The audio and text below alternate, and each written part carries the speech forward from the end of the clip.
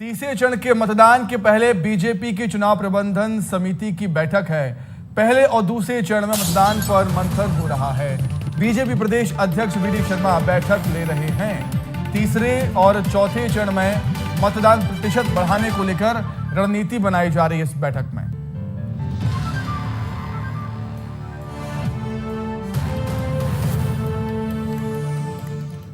भाजपा को जाने अभियान। जी हां, बीजेपी एक नया अभियान यहां पर चला रही है। 6 देशों का प्रतिनिधि मंडल पहुंचा है बीजेपी दफ्तर। अभियान का नाम है भाजपा को जाने।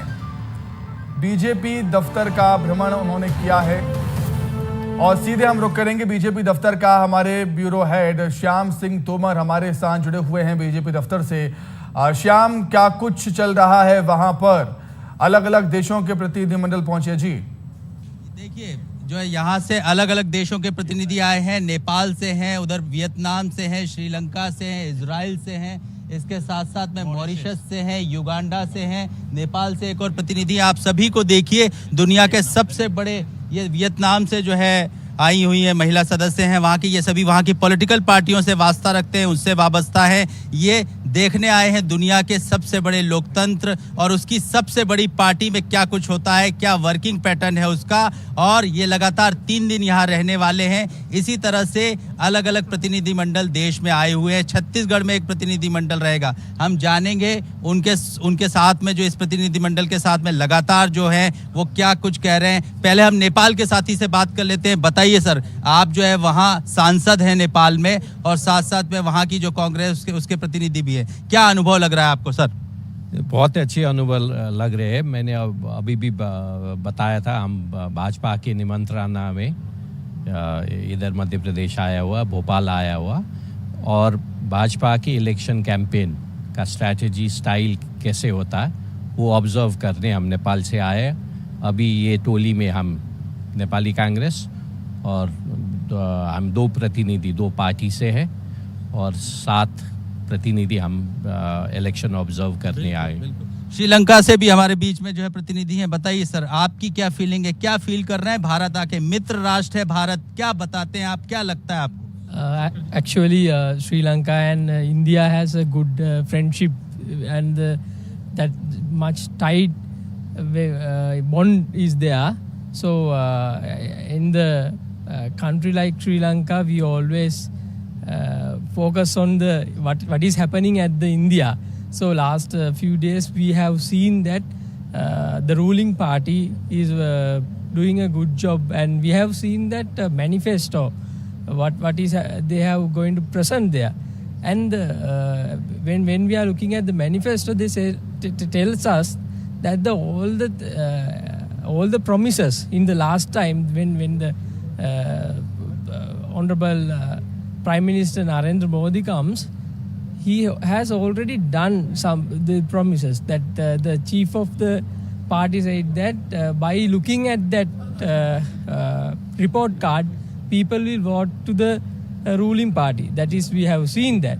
And Sri Lanka always respect to the India, and that friendship is always, we never forget that. Sometimes last occasions India, the ruling party, the current ruling party helps to Sri Lanka a lot. आपका स्वागत है। हमारे साथ Israel के प्रतिनिधि जुड़े हुए। Please बताइए आप क्या अनुभव कर रहे हैं? What's your feeling? How was your feeling? First of all, I came from Israel in order to strengthen the friendship and partnership between our countries, between Israel and India. And I would like to stress also that thanks to the leadership of Prime Minister Modi, India became a major actor on a global arena. It's very, very important country, and its role should be even stronger. I'm pretty sure that after a landslide victory of BJP, this is at least my projection, our countries will be even better friends, and India will play major role on the global era. बिल्कुल, welcome sir, welcome. हम आपसे जानेंगे sir, क्या feel कर रहे हैं आप? लगातार यहाँ पर हैं, भारत में हैं, दुनिया का जो है देश सबसे बड़ा लोकतंत्र और उसका भी जो है दिल है ये देश, प्रदेश हमारा मध्य प्रदेश, और उसका भी जो सबसे भोपाल में है आप sir. I'll say in English. Okay. Yeah. Please speak.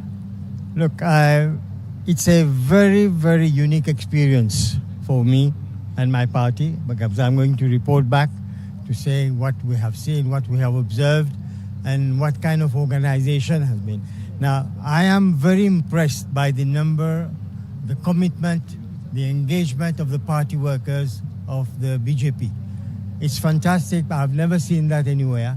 Here there is a commitment, there is right from the beginning. You know, it is something that is worth emulating.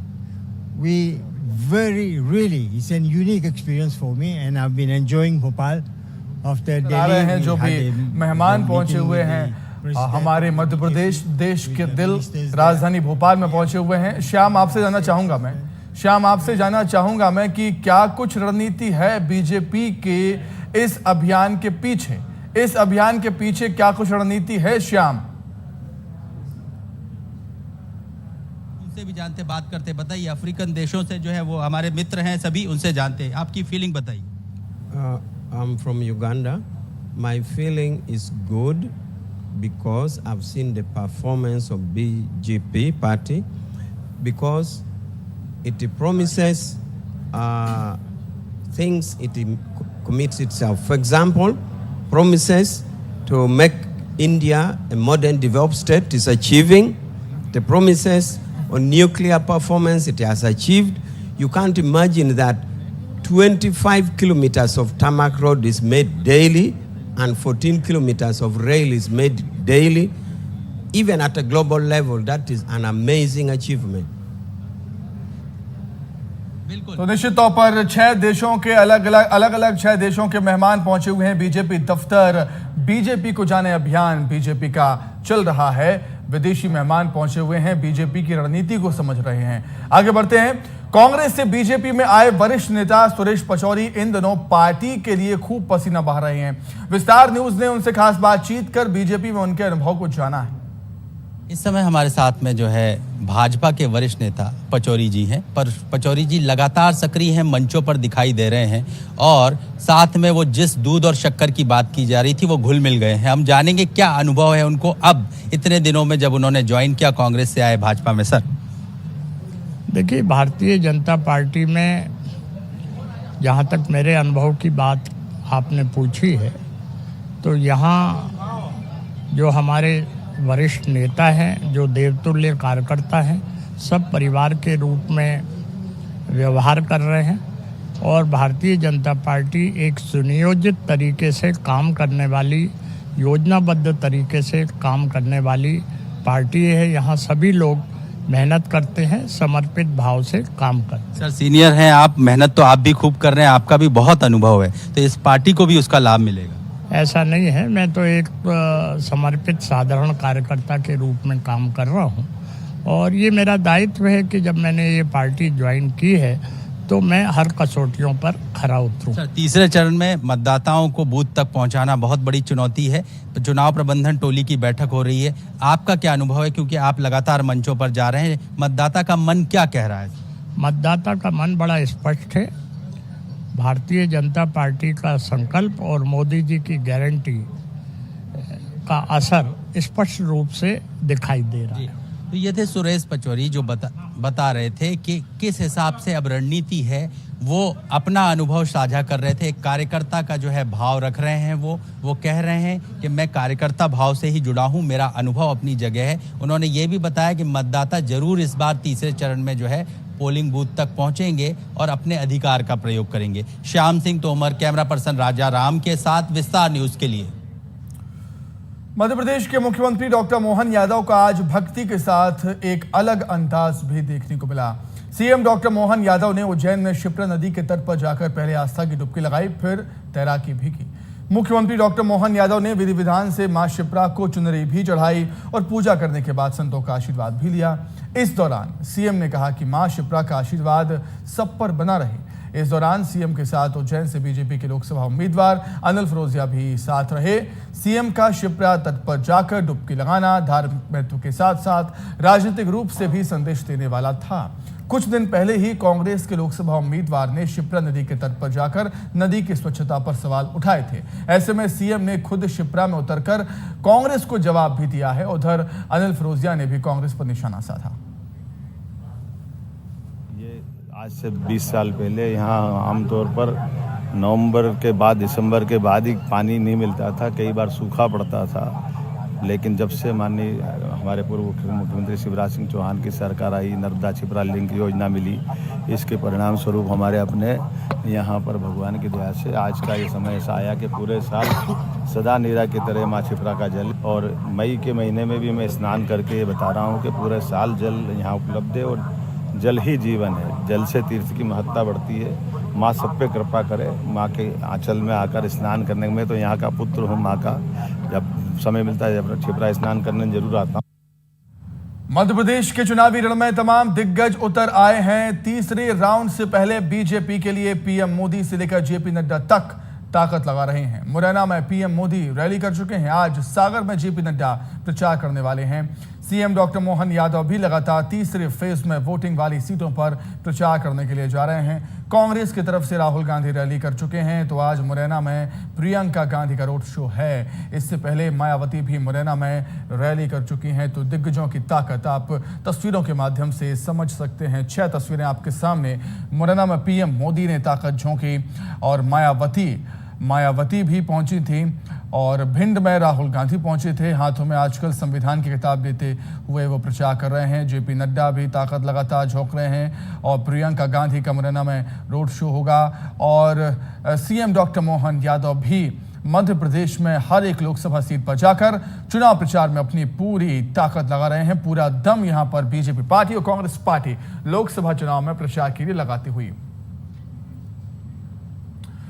आगे बढ़ेंगे अब। कांग्रेस की राष्ट्रीय प्रवक्ता राधिका खेड़ा से दुर्व्यवहार का मामला है। कांग्रेस के पूर्व महामंत्री अरुण सिसोदिया ने चिट्ठी लिखी है। मल्लिकार्जुन खड़गे, राहुल गांधी, दीपक बैज को सुशील आनंद शुक्ला को पार्टी से बर्खास्त करने की मांग की गई है। राधिका खेड़ा मामले की जांच के लिए समिति गठित करने की भी मांग यहां पर हुई है। तो राधिका खेड़ा का जो मामला है वो अब तूल पकड़ता जा रहा है, क्योंकि राधिका खेड़ा ने काफी गंभीर आरोप लगाए थे।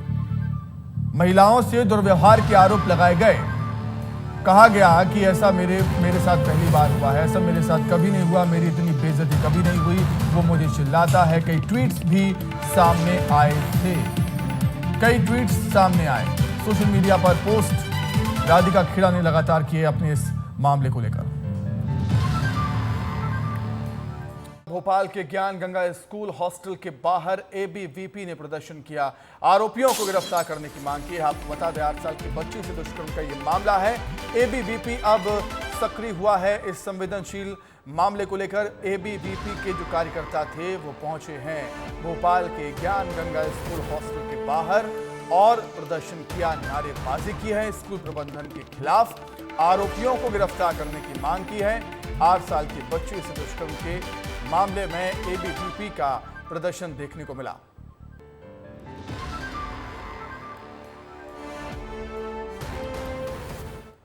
इसी से जुड़ी बड़ी खबर है। भोपाल के ज्ञान गंगा स्कूल में बच्ची से दुष्कर्म के मामले में बच्ची के परिजन पर दबाव बनाने वाले सब इंस्पेक्टर को लाइन अटैच कर दिया गया। एसआई प्रकाश राजपूत की भूमिका को लेकर एसआईटी जांच कर रही है। पहले भी घूसखोरी के मामले में सस्पेंड हो चुके हैं एसआई राजपूत। तो एसआईटी का गठन हो चुका है। मुख्यमंत्री डॉक्टर मोहन यादव ने संवेदनशीलता दिखाते हुए इस मामले में सख्त कार्रवाई के निर्देश दिए थे, सख्त एक्शन के निर्देश दिए थे, एसआईटी गठित करने के निर्देश दिए थे। और इसके बाद बच्चे के परिजन पर दबाव बनाने वाले सब इंस्पेक्टर को लाइन अटैच कर दिया गया। एसआई प्रकाश राजपूत की भूमिका को लेकर भी एसआईटी जांच कर रही है। आपको बता दें कि एसआई राजपूत पहले भी घूसखोरी के मामले में सस्पेंड हो चुके हैं। तो लगातार हम देख रहे हैं कि पुलिस एक्शन में है इस बेहद ही संवेदनशील विषय को लेकर, मामले को लेकर। 8 साल की बच्ची से दुष्कर्म का ये मामला है और बताया जा रहा था कि परिजन पर दबाव बनाया गया था। बच्ची के परिजन पर दबाव बनाने वाले सब इंस्पेक्टर को लाइन अटैच कर दिया गया। एसआई प्रकाश राजपूत की भूमिका को लेकर भी एसआईटी जांच कर रही है और एसआई राजपूत पहले भी विवादों में रह चुके हैं। घूसखोरी के मामले में सस्पेंड हो चुके हैं एसआई राजपूत। और इस मसले को लेकर भी, इस संवेदनशील विषय को लेकर भी एसआई प्रकाश राजपूत की भूमिका को लेकर एसआईटी जांच कर रही है। अधिक जानकारी के लिए हम बातचीत करेंगे। सहयोगी विवेक पांडे जुड़े हुए हैं हमारे साथ फोन लाइन पर। विवेक, जिस तरीके से मैं देखा सीएम डॉक्टर मोहन यादव ने एक्शन लिया, एसआईटी गठित करने के आदेश दिए, उसके बाद से जांच तेज हो गई है और कहीं ना कहीं जो पुलिसकर्मी हैं जिन्होंने लापरवाही बरती है वो भी इसकी जद में आएंगे। अब बिल्कुल सुमित, सही बात आप कह रहे हैं। जब से सीएम मोहन यादव ने एसआईटी के निर्देश दिए हैं, एसआईटी पूरे मसले की जांच कर रही है। पीड़िता की मां के आरोप जो लगाए गए थे उसके द्वारा उनने पूछताछ की और एसआई की भूमिका संदिग्ध पाई गई और एसआई ने महिला पे दबाव बनाया कि वो पूरी तरीके से केस वापस ले ले और राजीनामा कर ले, लेकिन पीड़िता ने इनकार कर दिया और अपनी एफआईआर में, अपनी शिकायत में भी यही कहा है कि एसआई प्रकाश राजपूत ने दबाव बनाने की कोशिश की, जिसके बाद वो कई घंटे तक भटकती रही। पुलिस ने एफआईआर तक नहीं लिखी और आखिरकार जब मामला तूल पकड़ा तो एफआईआर लिखी गई और एसआईटी ने जब जांच शुरू की है तो उससे पहले प्रकाश राजपूत को फिलहाल लाइन अटैच कर दिया है। प्रकाश राजपूत मिसरौद थाने में रह चुके हैं, लेकिन रिश्वतखोरी के मामले में उन्हें सस्पेंड कर दिया था और बहाल होने के बाद राजधानी के आरेरा हिल्स थाने में प्रकाश राजपूत पदस्थ थे। लेकिन जब ये घटना पूरी घटी तो प्रकाश राजपूत स्कूल संचालक के कहने पर महिला के पास गए और राजीनामा करने के लिए दबाव बनाया था और एसआईटी इसी पूरे मामले को लेकर फिलहाल उन्हें ये कहा गया है कि आप लाइन अटैच कर दिए गए हैं और उनकी अभी फिलहाल जांच की जा रही है। संभवतः ये माना जा रहा है कि अगर इस पूरे मामले में इनकी भूमिका और भी संदिग्ध पाई गई तो एफआईआर में प्रकाश राजपूत का भी नाम जुड़ सकता है। ठीक है विवेक, बहुत शुक्रिया आपका जुड़ने के लिए, तमाम बातचीत के लिए आपका बहुत धन्यवाद। अब आगे बढ़ते हैं। जुए के फल पर पुलिस ने छापा मारा, मौके से 5 जुआरी पकड़ाए हैं। जुआरियों से 29,150 रुपए बरामद हुए, 6 मोबाइल फोन और 3 बाइक भी जब्त हुई हैं। बाग बहरा पुलिस ने यह कार्रवाई की है। जुए की फल पर पुलिस ने छापा मारा, तस्वीरें आपके सामने। 5 जुआरियों को गिरफ्तार किया है पुलिस ने। जुआरियों से 29,150 रुपए बरामद हुए। खबर मध्य प्रदेश के शहडोल जिले की है, जहां यूनियन बैंक ऑफ इंडिया के लॉकर से 20 लाख के जेवर गायब हो गए। 16 फरवरी को उपभोक्ता ने अपना लॉकर खोलने की कोशिश की लेकिन नहीं खुला। फिर अगले दिन बैंक मैनेजर के सामने जब उसने लॉकर खुलवाया तो उसके होश उड़ गए। लॉकर से सारे गहने गायब थे। उसने बैंक मैनेजर सहित पुलिस को इसकी सूचना दी है। जांच होने पर यूनियन बैंक मैनेजर की बड़ी लापरवाही सामने आई है। हालांकि मामले को तूल पकड़ता देख मैनेजर ने इससे अपना पल्ला झाड़ दिया और उल्टा उपभोक्ता पर ही आरोप लगा दिए। 20 लाख के गहने गायब होने से परेशान उपभोक्ता जिम्मेदारों पर कार्रवाई की मांग कर रहा है। थाने में भी मैंने शिकायत की, थानेदार भी बोलते हैं कि हमारा मामला नहीं है, बैंक का मामला है। बैंक वाले बोलते हैं कि आप रीवा जाइए, रीवा के आरओ ऑफिस में जानकारी होगी। मैनेजर साहब मेरे से भद्रता की बात करते हैं, इसलिए मैं चाहता हूं कि ये मेरे इस विषय पर उचित कार्रवाई करते हुए मेरे जेवरात वगैरह वापस लिए जाए। तो उन्होंने कंप्लेंट दी गई है और उनके द्वारा तो आरटीआई के थ्रू उन्होंने मांगा है जवाब, तो हमारे जांच चल रही है और आरटीआई भी दे रहे हैं। हमने रीजनल ऑफिस देंगे तो रीजनल ऑफिस को सारा डाटा हमने भेज दिया, तो उनके थ्रू अभी दे दिया जाएगा। बैंक के आंतरिक जांच का विषय है। यदि भविष्य में बैंक के द्वारा कोई जांच रिपोर्ट पेश की जाएगी, इस पर अपराध बनेगा तो निश्चित रूप से एफआईआर दर्ज की जाएगी। उधर रायपुर में स्वीप बाइक रैली का आयोजन किया गया, जिसमें 150 बाइक राइडर्स रैली में शामिल हुए और मतदाताओं को जागरूक करने का संदेश दिया। ये बाइक रैली कलेक्टर परिसर से शुरू हुई, जिसमें कलेक्टर के साथ महिलाएं और बच्चे भी शामिल थे। स्वीप बाइक रैली शहर के अलग अलग जगहों से होकर गुजरेगी और जगह जगह लोगों को मतदान करने का संदेश देगी। मतदाता जागरूकता अभियान चलाया जा रहा है। बाइक रैली के जरिए लोगों को वोट के लिए जागरूक करने की कोशिश है ताकि ज्यादा से ज्यादा मतदान हो सके।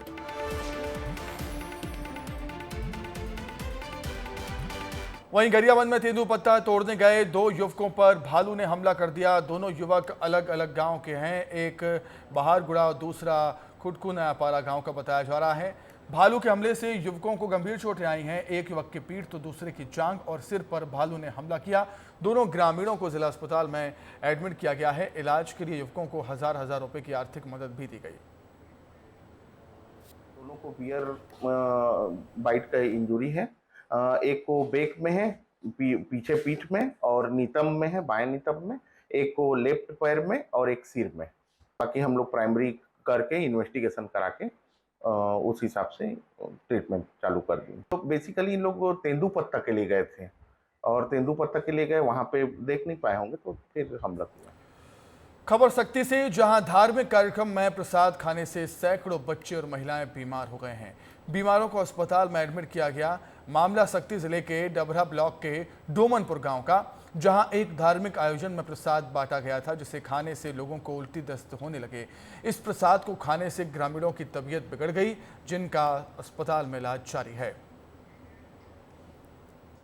रात्रि दरमियान 9 बजे के लगभग कुछ रामसत्ता कार्यक्रम वहाँ पे चल रहा था, जिसमें प्रसाद वितरण में कुछ रसगुल्ला और पोहा का वितरण किया गया था, जिसको खाने के बाद में कुछ समय पश्चात लोगों को उल्टी दस्त की संभावना, दिक्कतें चालू हुई। लगभग 70 से 72 लोगों को CHC डभर लाया गया था और कुछ 20 से 25 लोगों को चंद्रपुर में भर्ती किया गया था और कुछ जिला अस्पताल रायगढ़ चले गए थे। इलाज सभी का जारी है और सभी की स्थिति अभी सामान्य बनी हुई है। पन्ना टाइगर रिजर्व की टीम ने रिहायशी क्षेत्रों में घुसी बाघिन का रेस्क्यू किया है। लंबे समय से रिहायशी इलाके और खेतों में बसेरा बना लिया था बाघिन ने, डेरा डाल लिया था। खतरे को देखते हुए पन्ना टाइगर रिजर्व ने रेस्क्यू किया बाघिन का और बाघिन को सुरक्षित जंगल में छोड़ दिया गया। दतिया से खबर है, जहां बडगोर गांव में ब्लास्टिंग सामग्री में धमाका हो गया। विस्फोट में गोविंद कंजर की मौके पर ही मौत हो गई। इस हादसे में कर्मचारी राधे कुशवाहा गंभीर रूप से घायल हुआ है, जिसे ग्वालियर रेफर किया गया है, जहां राधे कुशवाहा की मौत हो गई है। बताया जा रहा है कि बडगोर गांव में पुल बनाने का काम चल रहा था और इसी दौरान ये हादसा हुआ। अब पुलिस इस मामले की जाँच कर रही है।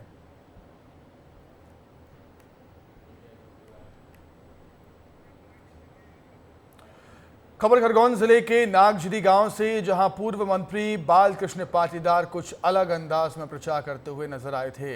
पाटीदार घोड़े पर सवार होकर पार्टी के पक्ष में प्रचार करने के लिए आए, जहां उन्होंने घोड़े को नचाया भी। घोड़े पर बैठकर उनका ये वीडियो सोशल मीडिया पर काफी वायरल है। 71 साल की उम्र में पाटीदार बीजेपी प्रत्याशी गजेंद्र पटेल के समर्थन में गांव-गांव जाकर वोट की अपील कर रहे हैं और अलग तरीके से, अलग अंदाज में प्रचार करते हुए यहां पर नजर आ रहे हैं। वर्तमान विधायक विधानसभा खरगोन हमारे बीच पधारे। तो नेताजी का अजब गजब प्रचार लगातार जारी, अपने तरीके से वोटर्स को रिझाने की कोशिश यहां पर प्रत्याशी करते हुए और प्रत्याशियों के समर्थक करते हुए।